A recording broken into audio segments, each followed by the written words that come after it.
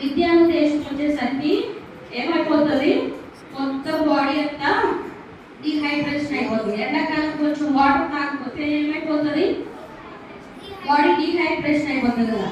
అలాగ అయిపోయినప్పుడు ఆ యొక్క మిద్యాను దేశం ఎంటర్ అయినప్పుడు ఒక బావి కనిపించింది.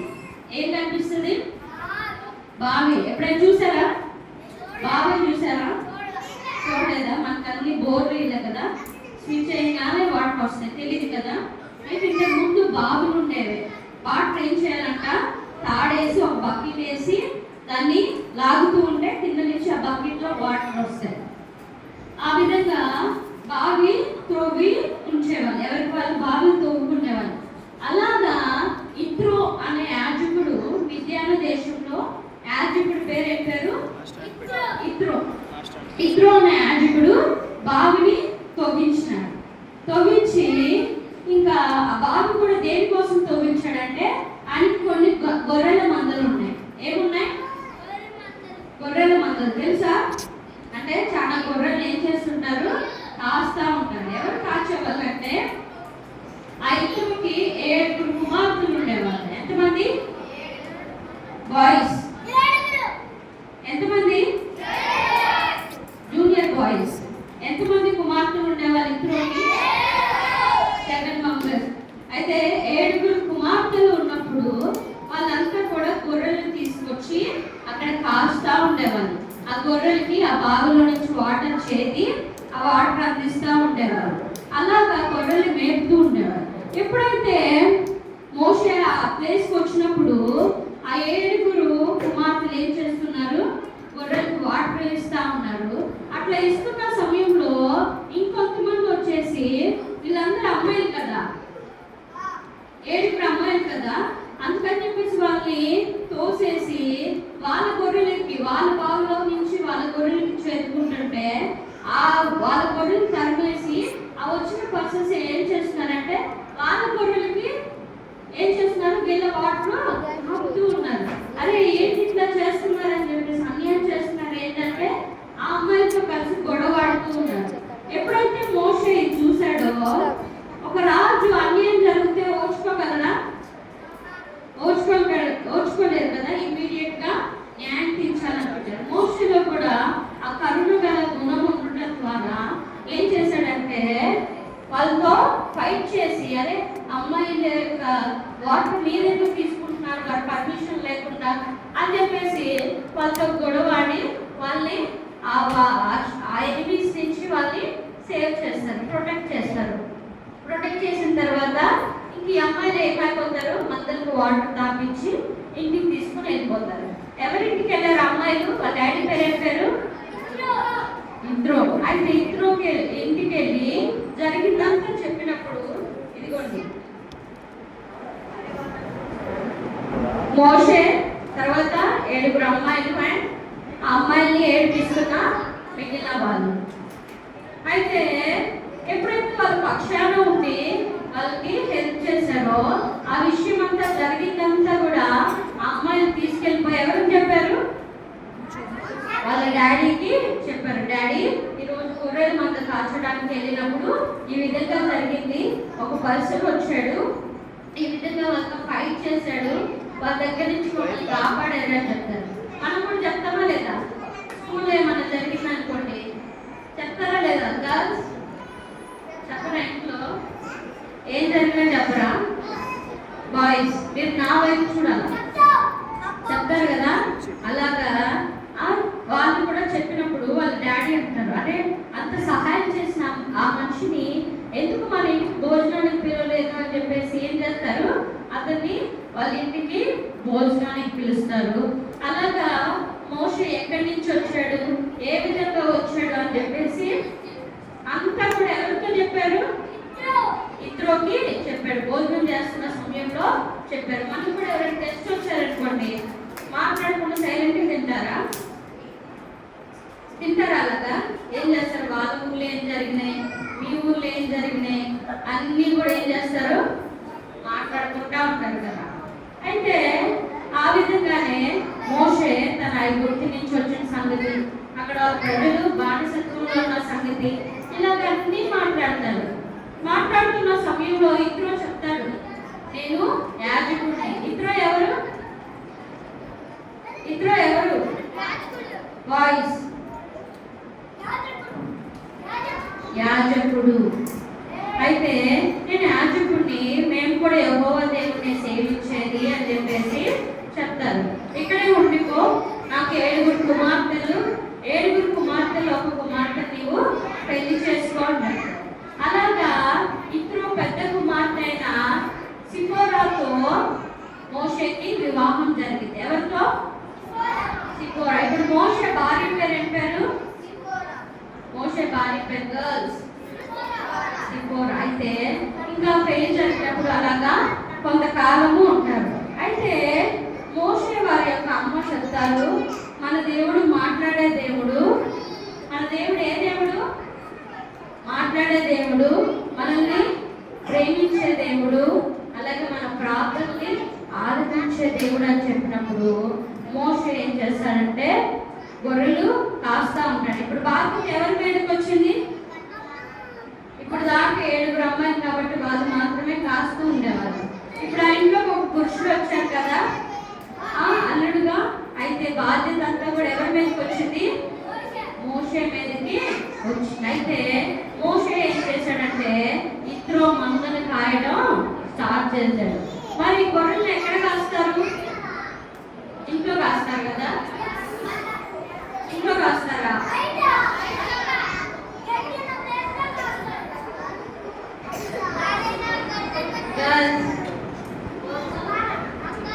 గొర్రెలు ఎక్కడ కాస్తారు? పొలాలకు తీసుకెళ్ళి వస్తారు కదా. అలాగా పొలాలు కొండలు ఉండే ఏరియాకి మోషే గొర్రెలు తోడుకుని వెళ్తారు. అలా ఒక రోజు వెళ్ళినప్పుడు ఒక విచిత్రమైన దృశ్యాన్ని మోషే చూశారు. మీరు కూడా ఎప్పుడైనా పొలానికి వెళ్ళారా? అక్కడ ఏమైనా వ్యక్తులు చూసారా? అయితే మోషే కూడా ఒక వింత చూశాడు. ఎలాంటి వింత అంటే అలాంటి వింత ఎప్పుడు ఎవరు చూసుంటారు. ఏంటంటే ఒక చెట్టు కాలుతుంది, కానీ నార్మల్ గా చెట్టు తిప్పనిచ్చామనుకోండి ఏమవుతుంది? కాలి ఒక్కొక్క పాట ఇరిగి కింద పడి బూడిద అయిపోతుంది కదా. చాలా సేపటి నుంచి అబ్జర్వ్ చేస్తున్నా కానీ టీచర్స్ అందుకే మధ్యలో ఉన్నారు, విరగట్లేదు. కానీ ఆ చెట్టులో నుంచి మంటలు బయటకు వస్తూ ఉన్నాయంట. వస్తూ ఉన్నప్పుడు మోషే దూరం నుంచి చాలా సేపటి నుంచి అబ్జర్వ్ చేస్తూ ఉన్నాడు. ఏంటి చెట్టు మంటలేమో మండుతూ ఉన్నాయి, కానీ చెట్టు ఎందుకు కాలిపోవడం లేదని చెప్పేసి ఎవరు అబ్జర్వ్ చేస్తున్నారు? మోషే అబ్జర్వ్ చేస్తున్నప్పుడు ఆ వింతేందో దగ్గరికి వెళ్ళి చూడాలని చెప్పేసి మోషే ఏం చేస్తాడంట, ఆ చెట్టు దగ్గరికి వెళ్తాడు. ఎక్కడికి వెళ్ళాడు మోషే? ఇప్పుడు చెట్టు దగ్గరికి వెళ్ళాడు. అయితే చెట్టు దగ్గరికి వెళ్ళిన మోషేకి ఒక స్వరం వినిపిస్తుందంట. మోషే నువ్వు నిల్చున్నది పరిశుద్ధ స్థలం. మోషే మోషే అని పిలుస్తూ ఉన్నాడు.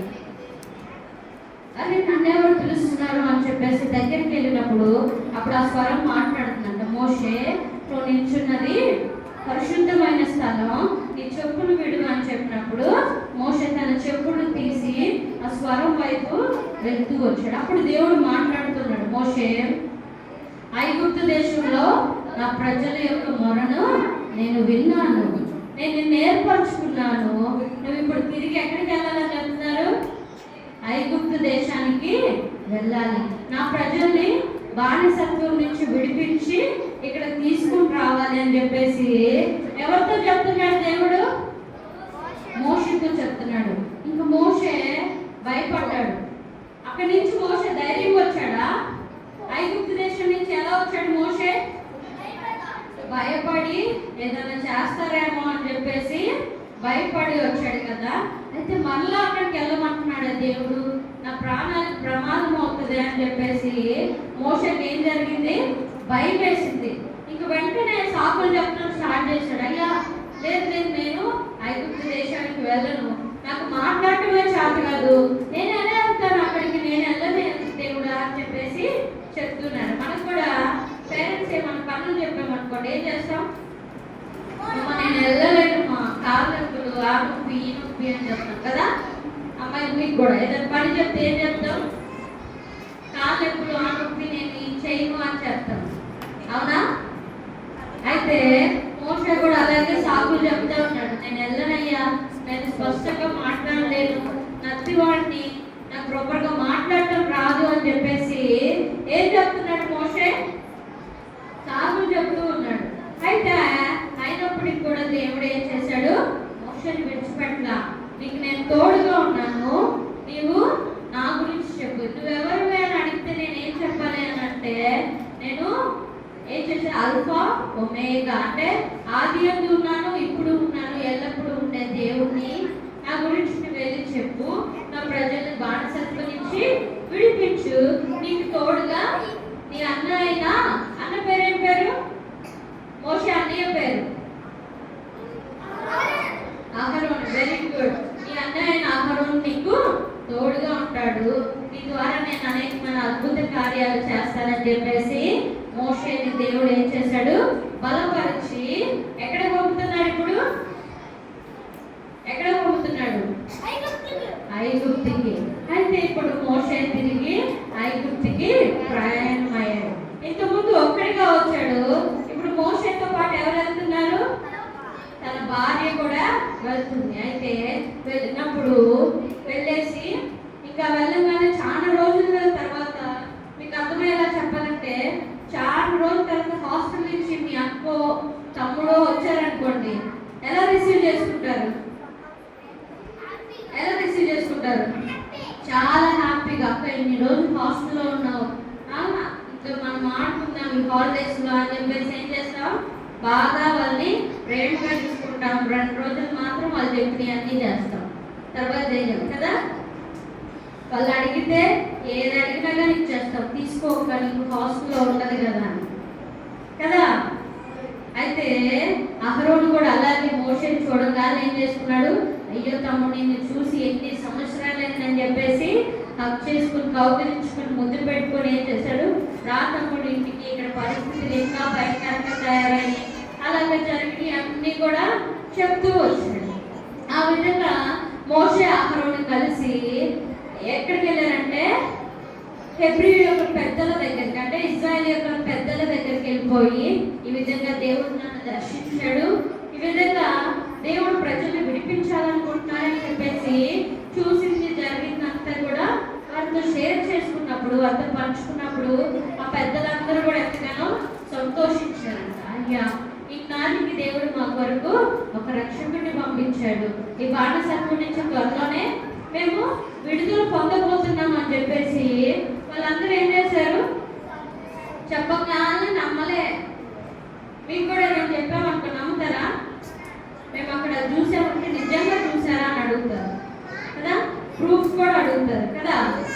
అయితే అలాగే అడుగుతూ వచ్చినప్పుడు మోషే వారి ముందు 2 సూచక క్రియలు చేస్తూ వచ్చాడు. ఎన్ని? 2. ఒకటి ఏంటంటే, తన చేతిలో ఒక కర్ర ఉండేది. ఏముంటది? కర్ర ఉండేది. అయితే ఆ కర్రను ఏం చేశాడంటే, వాళ్ళ ముందు వేసినప్పుడు అది ఏమైపోయింది? పాము అయిపోయింది. మళ్ళీ ఆ కర్రని, ఆ పాముని తోక దగ్గర నుంచి పట్టుకోగానే ఏమైపోయింది? మళ్ళీ కర్ర అయిపోయింది. అలాగ ఒక మిరాకిల్ చూపించాడు. రెండోది ఏంటంటే, తన చెయ్యి తన ఛాతి మీద పెట్టుకున్నప్పుడు ఏమైపోయింది? బయటికి తీస్తే తనకంతా కుష్టి రోగం వచ్చింది. ఏమొచ్చింది? తర్వాత మళ్ళీ అదే చెయ్యి మళ్ళీ తన ఛాతి మీద పెట్టుకుని తీసినప్పుడు ఏమైపోయింది?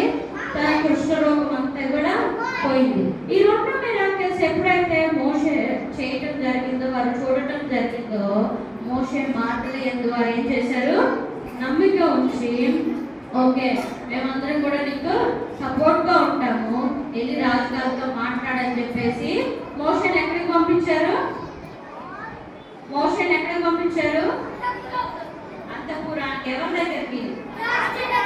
అయితే ఇంతకు ముందు రాజే లేడు, అంటే మోషే తాతయ్య లేడు, ఏజ్ అయిపోయి ఏమైపోయాడు? ఒక సర్టెన్ ఏజ్ వచ్చినప్పుడు ఏమవుతుంది? చనిపోయాడు. అయితే ఇప్పుడు ఇంకొక కొత్త రాజు వచ్చాడు. ఆ రాజు ఏం చేస్తున్నాడు? ఇజ్రాయెల్ ప్రజల్ని ఇంకా టార్చర్ చేస్తున్నాడు, ఇంకా హింసిస్తూ ఉన్నాడు.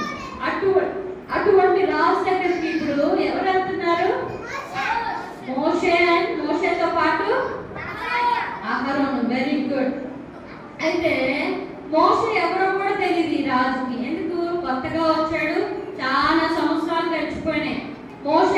ఐగుప్తు నుంచి వెళ్ళినప్పుడు 40 సంవత్సరాలు, తర్వాత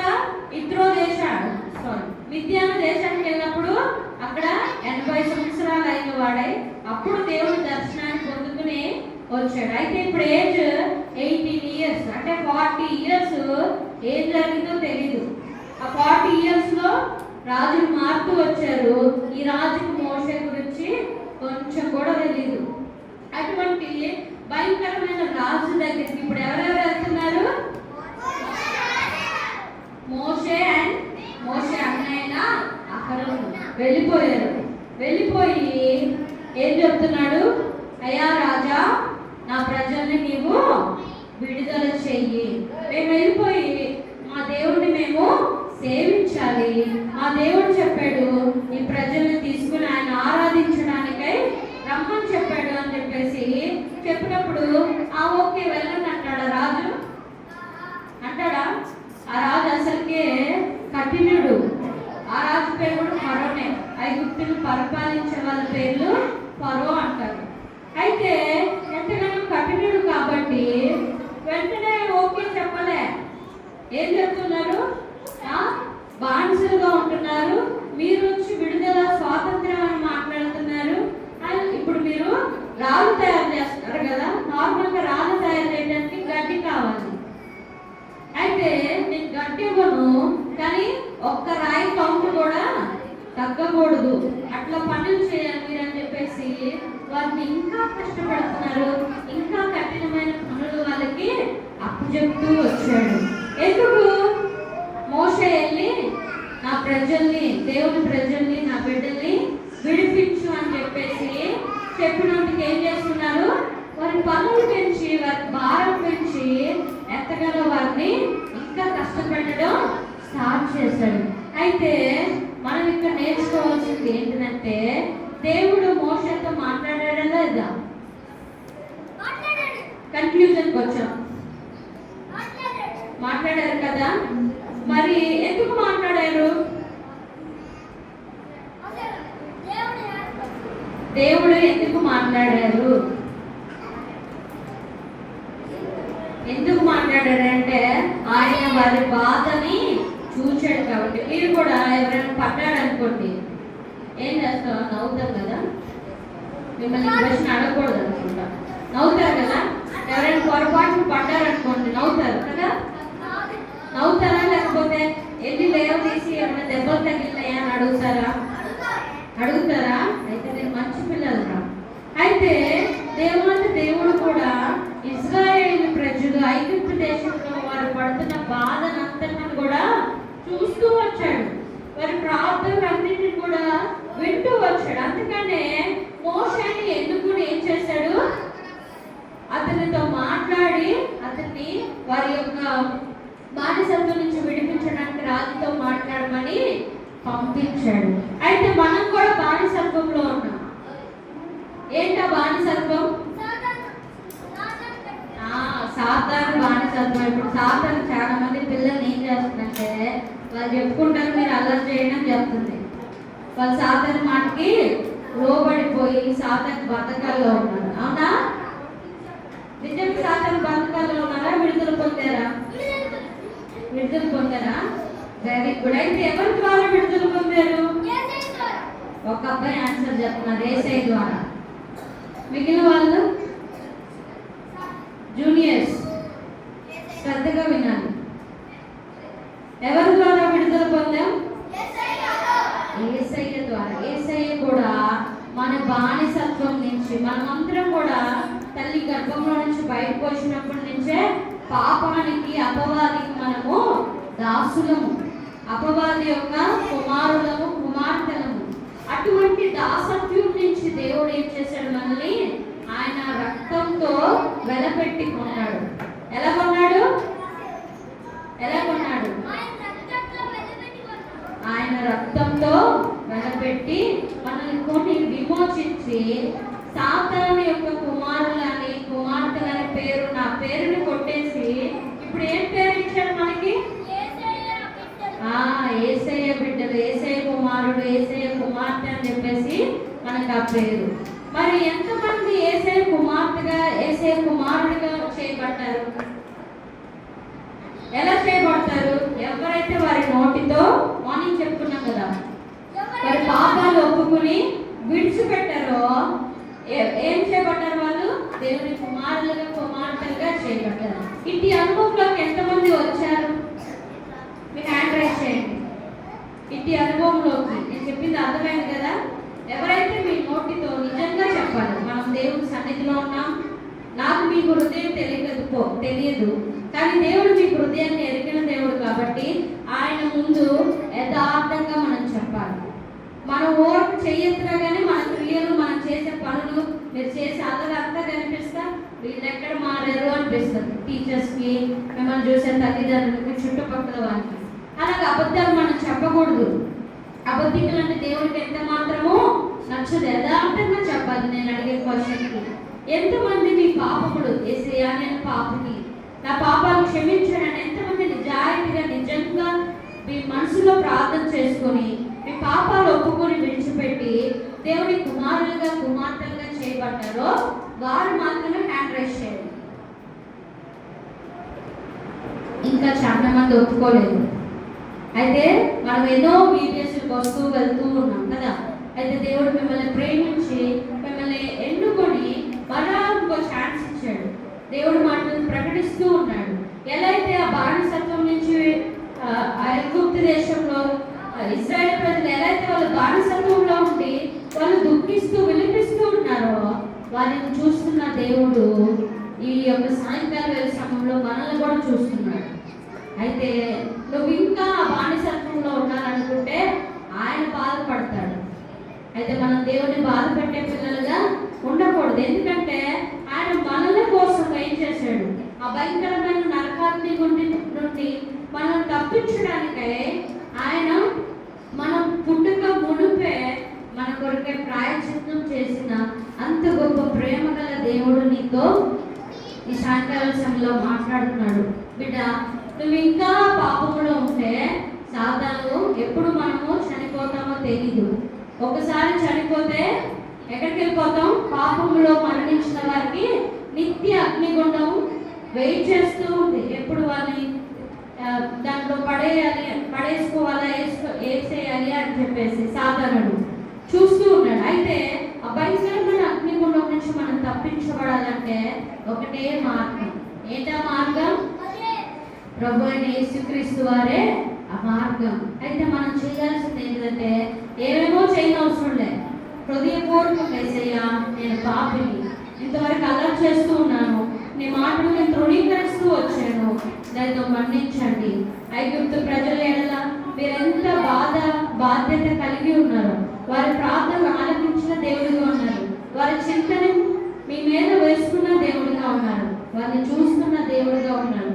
వారిని విడిపించాలని ఆశ కలిగిన దేవుడిగా ఉన్నారు. వాళ్ళని విడిపించడానికి మోషేని ఎన్నుకున్నారు. కానీ మమ్మల్ని విడిపించడానికి స్వయాన మీరే వచ్చారు. అందుకే వందనాలు. ఈ సాయంకాల సమయంలో నా పాపాలు విడిచిపెట్టడానికి ఇష్టపడుతున్నానని చెప్పేసి ఎవరైతే హృదయపూర్వకంగా దేవుని ఎందుకు రావాలనుకుంటారో అటు వారిని స్వీకరించడానికి దేవుడు సిద్ధంగా ఉన్నారు. మరి మీరు రెడీగా ఉన్నారా? ఎంతమంది ప్రార్థన చేయడానికి రెడీగా ఉన్నారు? ఏదో ఊరికే గుంపులో లాగా చేయకూడదు. హృదయపూర్వకంగా యేసయ్యా నేను అల్లరి నా పాపములన్నిటిని ఒప్పుకోవడానికి ఇష్టపడుతున్నాను, నేను విడిచిపెట్టడానికి నాకు సహాయం చేయండి. నా ఫ్రెండ్స్ ఎవరైనా నన్ను మరలా అటు పాపములకై అటు అల్లరికై ప్రోత్సహిస్తే నో చెప్పాలా, ఎస్ చెప్పాలా? నో చెప్పే విధంగా నేను ఉండడానికి నాకు సహాయం చేయండి అని చెప్పేసి మరి దేవుని సహాయాన్ని పొందుదామా? పొందుదామంటే మీరు ఎక్కడికి రావాలి? ఏ సైడ్ దగ్గరికి? మోకాళ్ళ మీదకి రావాలి దేవుణ్ణి అడగటానికి. ప్రార్థన చేసుకుందాం. మోకరించండి. మీరు కూడా మీ మనసులో ప్రార్థన చేసుకోండి. యేసయ్యా హృదయపూర్వకంగా, యేసయ్యా ఇంతవరకు అల్లరి చిల్లరగా ఉంటూ వచ్చాను, దయతో మన్నించండి, నన్ను క్షమించండి, నన్ను నీ బిడ్డగా స్వీకరించండి. ఇక మీద అల్లరి చేయకుండా అయా మీ అందరి భయంతో భక్తితో పెరగడానికే సహాయం చేయండి. చక్కగా నీ మాటలు ఇంకా నేర్చుకోవడానికై, మీ మాటలు ఇంకా శ్రద్ధ నిలపడానికై నాకు సహాయం చేయండి అని చెప్పేసి మీరు కూడా మనసులో ప్రార్థన చేసుకోండి. యేసయ్యకి చిన్న బిడ్డలు అంటే చాలా ఇష్టం. మీ చిన్ని నోటితో ఆయనకి కానీ ప్రార్థన చేస్తే ఆయన ఇంకా సంతోషపడతారు. కాబట్టి ప్రార్థన చేసుకుందాం. స్ట్రైట్ గా మోకరించాలి, చేతులు జోడించాలి, కళ్ళు మూసుకోవాలి.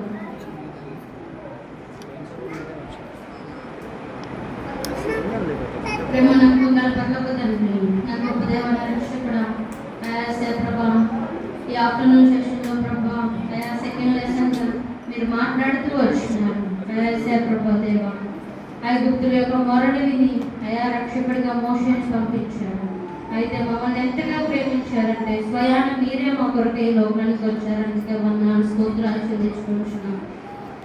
పాపం అనే కాడి నుంచి సాతాను యొక్క కుమార్తెలుగా కుమారులుగా మేము పిలవబడుతూ వస్తున్నాం. అట్టి పేరును కొట్టివేసి ప్రభా మీ రక్తంతో మమ్మల్ని వెలపెట్టుకొని మీ కుమార్తెలుగా మీ కుమారులుగా చేసుకున్నందుకే వందనాలు స్తోత్రాలు చెల్లించుకుంటున్నాం. వాళ్ళలో మీకు కలిగి ఉన్న ప్రత్యేకమైన ప్రణాళికను బట్టి మిమ్మల్ని స్తుతిస్తున్నాం తండ్రి. ఈ బిడ్డలు కూడా వారి చిన్ని హృదయాల్లో ప్రభా ఎవరైతే వారి పాపాలు ఒప్పుకోవడానికి ఇష్టపడుతూ ఇటు ప్రార్థన చేస్తున్నారంటే వారిని దర్శించండి. ప్రభావం మీరే బలపరచండి. అటు తీర్మానం మీద స్థిరంగా ఉండడానికి సహాయం చేయండి. ఇంకా ఎవరైతే వారి హృదయాన్ని కఠినపరుచుకుంటున్నారో అటువంటి ప్రభావంతో మాట్లాడండి, కృప చూపించమని ప్రార్థిస్తూ తర్వాత గ్రూప్ డిస్కషన్లో ప్రభావం తర్వాత క్లోజింగ్ లెసన్లో అన్నింటిలో మీరే తోడుకోవడం ప్రార్థిస్తూ సమస్తాన్ని మీ దగ్గర చేతులు తప్పు చెప్పుకుంటూ ఏసే ఉన్నతమైన నామమున అడిగి పెట్టుకుంటున్నాం తండ్రి. మార్నింగ్ కూర్చున్నాను. ఇప్పుడు ఎవరైనా కొత్తగా వచ్చారా? ఆఫ్టర్నూన్ నుంచి వచ్చిన వాళ్ళు ఎవరైనా ఉంటే ఇక్కడ రండి. మిమ్మల్ని ఏ గ్రూప్స్లో అలర్ట్ చేయాలనే విషయాన్ని చూస్తాం. మార్నింగ్ ఏ టీచర్స్ దగ్గర అయితే కూర్చున్నారో, ఏ ప్లేసెస్ అయితే కూర్చున్నారో అక్కడే కూర్చోవాలి. రిమైనింగ్ వాళ్ళంతా కూడా కొత్తగా ఎవరైనా వస్తే టేబుల్ దగ్గరికి రండి. రిమైనింగ్ వాళ్ళంతా మీరు కూర్చున్న గ్రూప్స్ దగ్గరికి ఏ ప్లేసెస్ అయితే కూర్చున్నారో వీళ్ళు అక్కడ కూర్చొని మీ దగ్గర టీచర్స్ వస్తారు.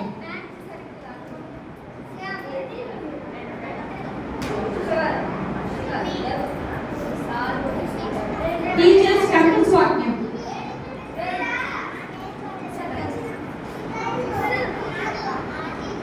టీచర్స్ గ్రూప్ లో కంటెన్స్ వాక్యం